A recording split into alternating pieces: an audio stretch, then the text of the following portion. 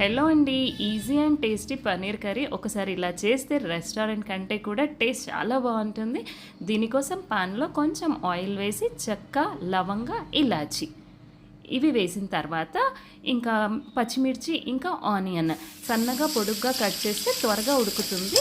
ఇంకా దాని తర్వాత అల్లం వెల్లుల్లి పేస్ట్, ఇంకా టమాటో కూడా వేయాలి. కొంచెం ఆనియన్ ఉడికిన తర్వాత టమాటో, కొంచెం కాజు, తర్వాత కొత్తిమీర, కరివేపాకు కొంచెం ఎక్కువనే వేయాలి. పిల్లలైతే నార్మల్గా తినరు కాబట్టి ఇందులో నేను కాస్త ఎక్కువగానే వేశాను.